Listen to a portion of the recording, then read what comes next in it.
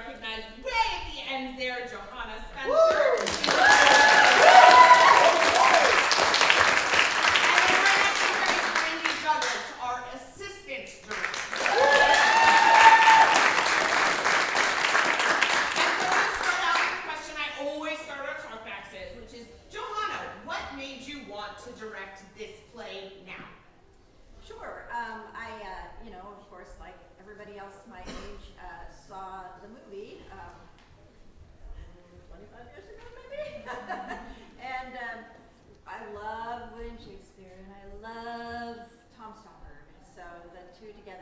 Magical for me.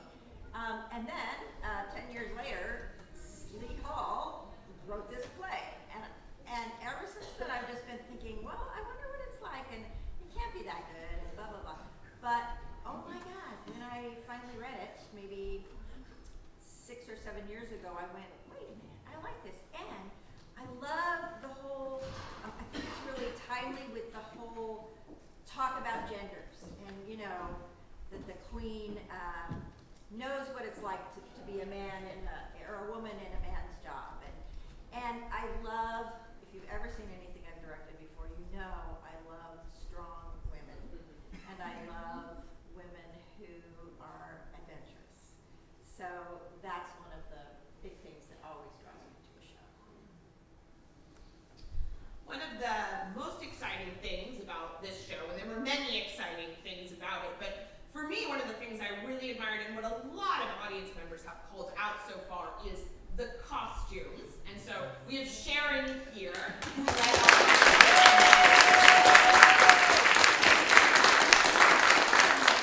and so we were hoping, Sharon, you could say a few words about what it was like to costume such a sumptuous display. Unexpected.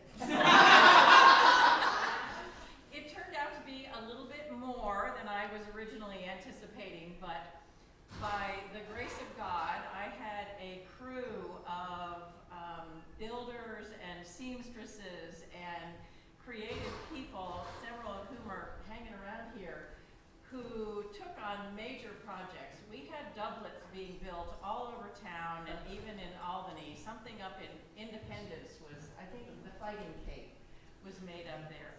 And it was really amazing. I want to lift up my favorite moment, which is sitting next to me here.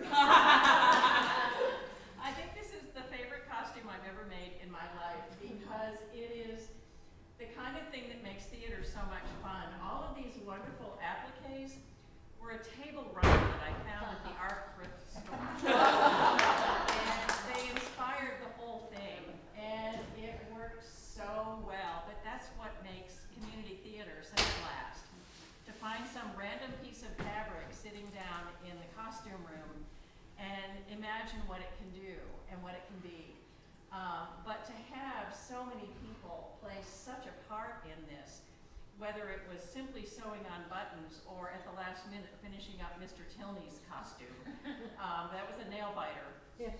But it all happened. And then the people backstage to rip things off of actors and put the next change of clothes on them. So it was all an amazing, seamless, that's a pun, I think.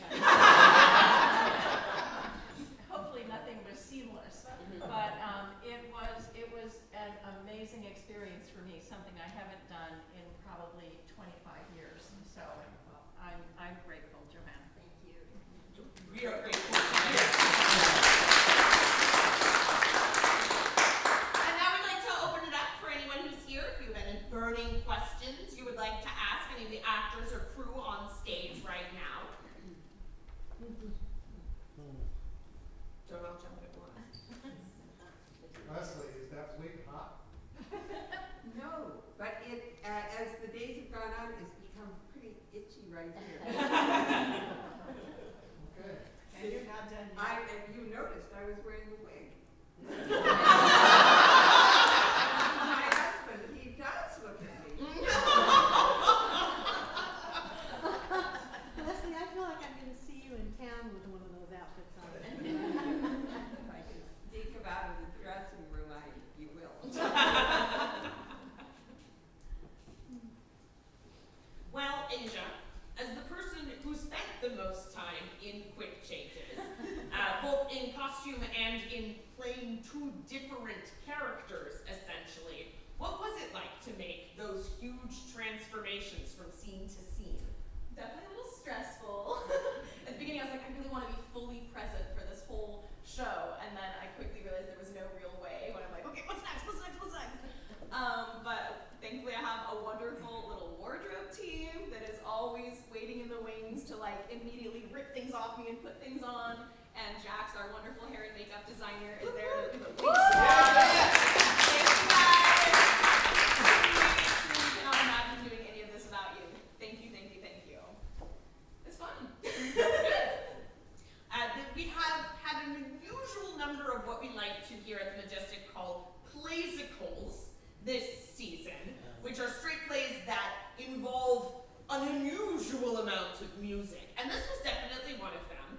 And the reason it went so seamlessly this time around, as far as the beautiful aural symphony to which we were all treated, is entirely because of Kim Hall writing our music. What was it like to incorporate music, which clearly you have a huge amount of experience with, but into this kind of theatrical setting? This was it is such an adventure for me. I think this is my 39th show, and it's the first straight play. It's all been musicals before that, and so I'm used to a lot of singing with, and and to be underscore in this way. The part where in Juliet's death scene, the tomb, where the music is such a part of it, the drama of it. I've never played anything like this, and I have to really, I have to give a huge shout out to my band. Yeah. Musicians who just got what they were doing, and anytime Johanna said, "Hey, we need to, a little this, that, somewhere," it's like I need to hear that particular actor. They were like on it, and I feel like it's just a wonderful dream team to work with, and I have to shout out to Ellie and Lori, who did a lot of this.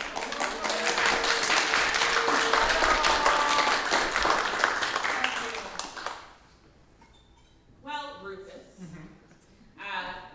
what is it like to play arguably the most famous theatrical figure of all time? So, I think this is interesting, and one of the things that actually appeals to me about the show is that it's not particularly concerned with, let's say, being historically accurate. It is telling a broad stroke story. So I honestly sometimes didn't even really think of myself as playing the historical person of William Shakespeare. It's the idea of oh no, he is this storyteller that needs to get out there and do this, and it's the larger than life kind of themes apply or appeal to me a lot about it. And really the root of it was the love story between the two characters. And one of the things that didn't really become apparent to me until we started rehearsing this play quite a lot was the gender dynamics in it. And I do think it's very interesting how it plays with, we have a woman trying to play a man's role in the time period, but also the love story itself between the two characters is a man and a woman, but also at various times it's, it's Thomas and Will, it's Viola and Wilhelmina, it's even a moment where, it's Thomas and Viola at the same time. These archetypes aren't about gender of the thing. The love story is a love story that's universal and applicable to, I think, almost anyone. And that's, I don't know, it was very exciting getting to play that. It almost felt more like playing Romeo than it felt like playing Shakespeare. Brandy, we were always so grateful having you in the rehearsal room, helping to keep things rolling along smoothly. What was your favorite part of the process? Let's see. Honestly, and maybe I just haven't fully said it out loud. Hope I said it when I brought you snacks. Is seeing the growth of the actors involved. Most of you I've actually never met or worked with before, and being able to connect with new people, but seeing how you're taking these either historical characters, whether you're playing Will Shakespeare, Queen Elizabeth I, or I mean, actually, I think just everybody except for Viola has some sort of historical connection, and making them your own is always a fun process, whether you're an actor or whether you're assistant directing or directing a show. And so not only for the folks on stage, but our cast fully, I really just enjoyed the growth and the greatness that you brought to the scenes and the way you play with each other.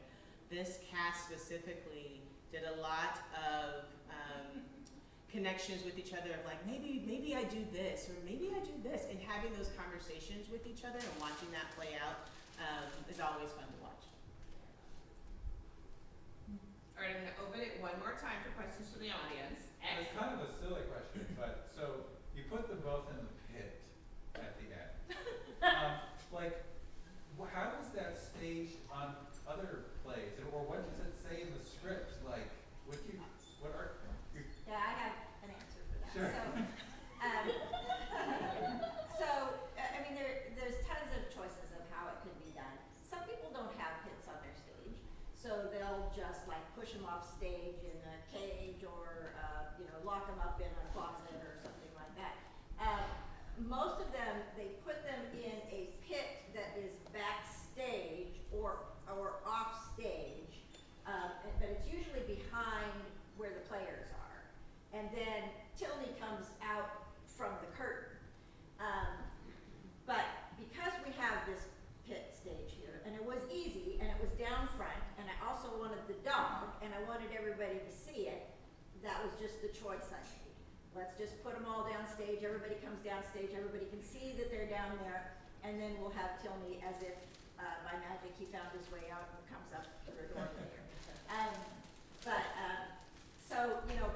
There's a ton of ways you could do that. This is a very simple set.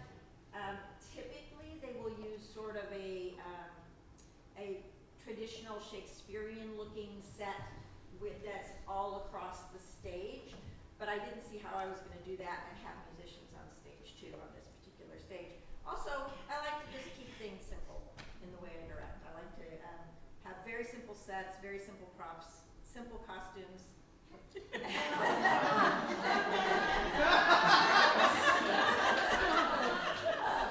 a good one, Joe. Yeah, I know. I know. Yeah. Jeff. Rachel, you probably know more than anybody in the room about the actual figures, the historical figures here. Did you draw at all on the historical Ned Allen for your portrayal of Ned Allen, or how did you go about creating the character?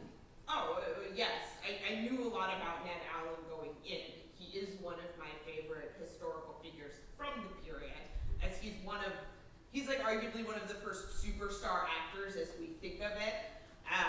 And also, he's really cool because he ended up leaving the stage as an older man, a very rich older man, founding Dulwich College in England and leaving all of his papers to the college library. And because he did that, my entire historical field of Shakespearean scholarship exists because part of the papers that were preserved were Philip Henslow's diary, which is the ledger book of the Admiral's men that has all of their theatrical records between the years of roughly 1591, and then there's a gap because there was a huge plague closure of the theaters. And then through about 1598, which gives us like all the plays they did. How much money did the plays do? How often were they revived? What props did they own? How much did they pay for those props? How often did they replace them? How much did they pay the playwrights for the plays? It's atrocious handwriting, and it's very difficult to read. But scholars have been studying it for hundreds of years, and that's how we know most of what we know about the way the early modern theater functioned. So, thank you, Ned Allen. I really appreciate your work. Also, he was the first person to play a lot of the really iconic roles that I enjoy in early modern theater, like Tamburlaine, like Geronimo, all plays that unfortunately nobody does anymore, but they're really cool and a lot of people die in them.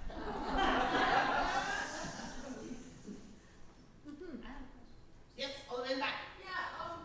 So, I mean, it's not every day that a play has a movie, and I'm just really curious, like, did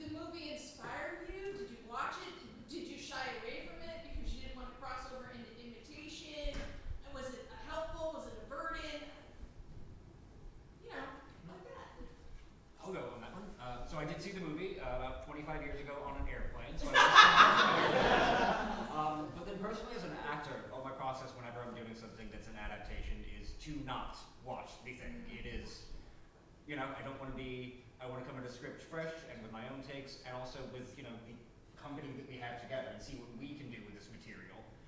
And actually, my plans this evening are to go home and watch the movie again. So now that I feel confident in what we have, let's see what that is and see how much better we did it. I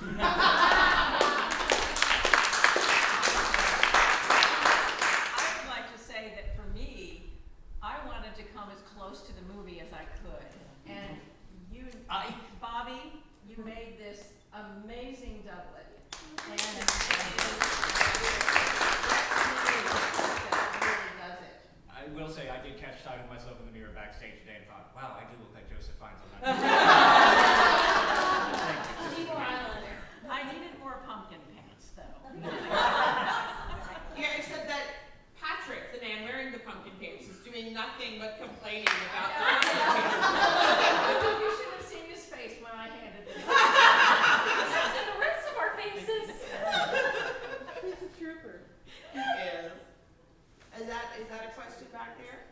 Or are you just stretching? Okay. I have a question. Yes. For our actors, as someone who has acted on the stage, I always have a favorite scene.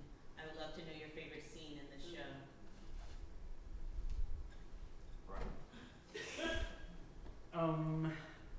Probably the very end when we throw both of them down. Partially because the dog has such a great role, but also partially because it really is kind of everything converging at once. It really is every little piece of all the different stories that have been kind of seen singly, all kind of coming together.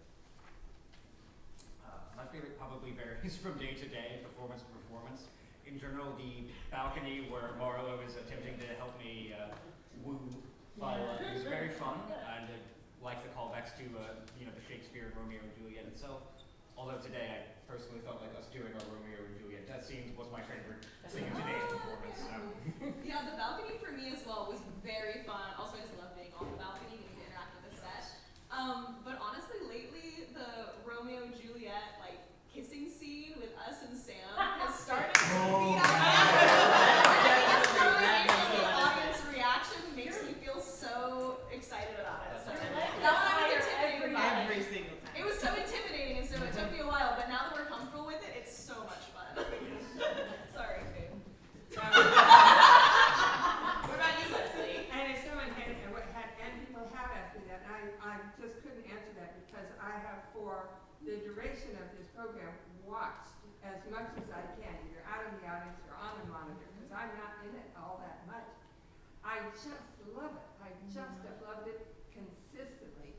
And it is also good in the quality. The actors blows me away. But having said that, as I was thinking about it just now, I love the wonderful mayhem and choreography of the script being challenged.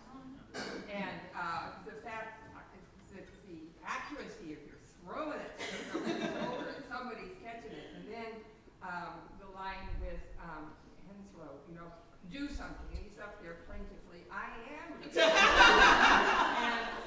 And then when the script gets confused and it gets pushed over, and Callum and this woman to my left just, Viola they just, you know, if it's not quite right, they're surreptitiously pushing it over, so it's thinking, it's action, it was not easy, and yet it just is such fun night after night to watch.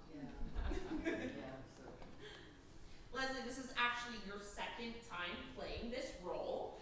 How have the two depictions that you've created here of Queen Elizabeth differed between the two times you've done it? I did it Reader's Theater, and Rachel directed it, and it is such fun.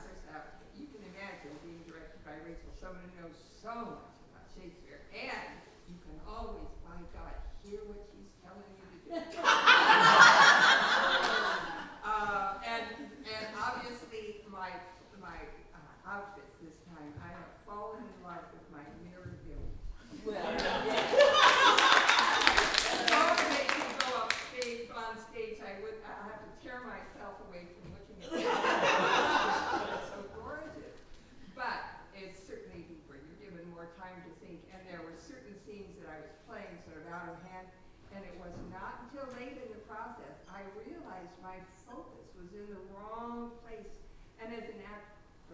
because it is really fun to see yourself thinking things through, and the obvious finally gobsmacked in the face, and you feel like, I think I'm kind of getting this right. So it was lovely to have a second shot at it. A deeper thinking. Oh, definitely, much deeper. Joe? Yes, so this question is for you, Rachel, or anybody else who is particularly Shakespeare inclined, but there's obviously a lot of one-off references, line drops from various Shakespeare plays. Do you have a favorite, or do you have a line from another Shakespeare play that you wish you could just get in there somehow? My favorite early modern theater joke in this play is the joke that takes the longest to pay off, which is John Webster. Yes. Yeah. That little bloodthirsty boy grows up to be an extremely bloody, violent Jacobean playwright, of whom I am very, very fond. And his plays are amazing. But like, Joe, you spent so much time with this script. What's your favorite reference? Oh, I would say that was. I sat with someone last night who said, I'm not sure I like that character, blah, blah, blah, at the beginning. And then at the end, they were like, oh man, I really like that. And was that a real person? And did they become an actor? And I said, oh yes. I said they were a writer of the bloody variety. But I also like Tomorrow, and Tomorrow, and Tomorrow. That's a classic. So that was Out spot. I was gonna say, I wanna give a shout out to Out Jam Spot. Outback Spot. Yeah, it doesn't get a big thing, but because there's so much confusion. But when the dog runs on, Burbage comes and says, Outback Spot. All right, I think we have time for one last question. Yes? Thank you. Perhaps this has been asked before because I came in late.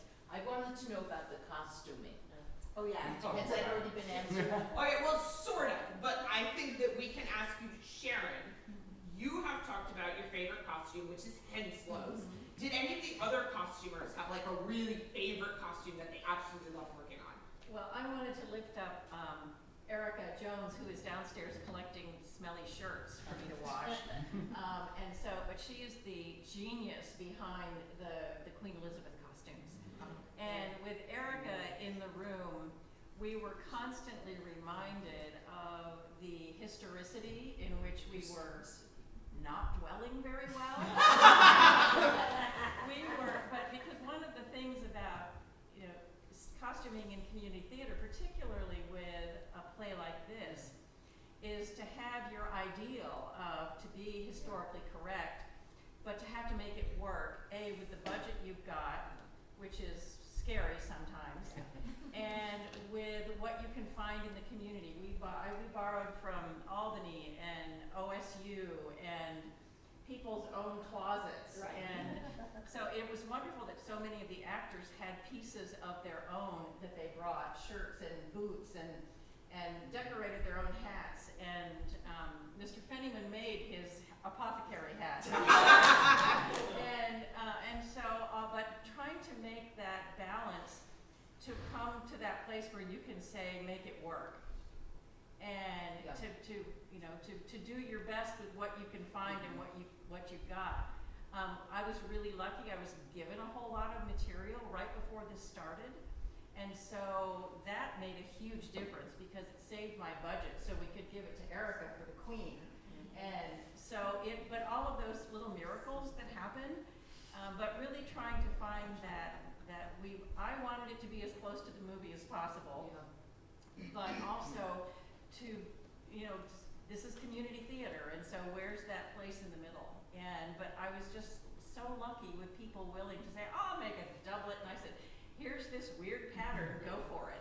So people were just really gracious with trying something that they've never done before. I've never made one before either, so never made hats either, and I made a heck of a lot of them. Yeah, But they were brilliant. well, Really thank you. masterpieces. Thank you. The And play is because brilliant. there were some The- brilliant seamstresses out there the doing this. production, but had it not had this level of costuming, it would have been completely different. And when I came in, my first remark was, where did they rent the costumes? Because they were accurate, they were right on, they didn't exhibit distrust or funkiness. It really just brilliant. I mean, Well, just thank you very bravo. much. Thank you. Really. To make that work within a budget, I could not even imagine. I love the Renaissance sleeve. You don't have to sew them in. Learning about sleeves and the fact that all of these things are removable. Yeah. And because that's the way that the clothing of that time, sleeves were a status symbol.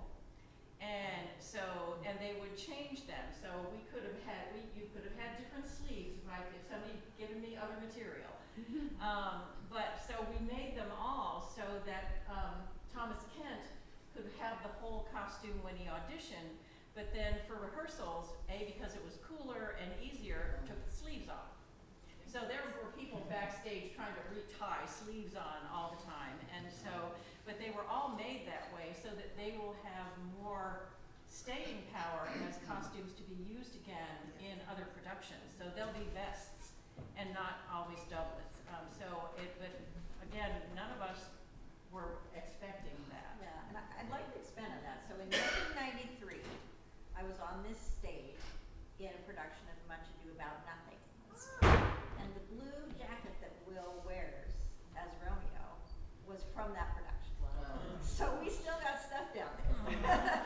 Yeah. Actually, the fun fact, that blue doublet has been used in every local production of Shakespeare in Love and has been worn by the man playing Will Shakespeare in every production of Shakespeare in Love that has happened in the Valley in the past decade. And it's still in good shape. It's in great shape, yeah. Amazing shape. And so as we were putting things together, that was one of the things in the back of my mind, was that this isn't going to be a one-off that just falls apart and gets thrown away. That we were making things that would have staying power and be able to be around for other Shakespearean productions and, you know, whatever they go out. We had a fighting cape made over here, and so that became that. So that the cape was a part of the acting. Indeed. And so, but they'll still be around. Wonderful. All right, well, thank you all so much for staying for Talkback. Really appreciate it. And please tell all your friends about the production. We have one more weekend. And come back and see another show with us. We really appreciate you coming out this afternoon. Thank you all and have a wonderful rest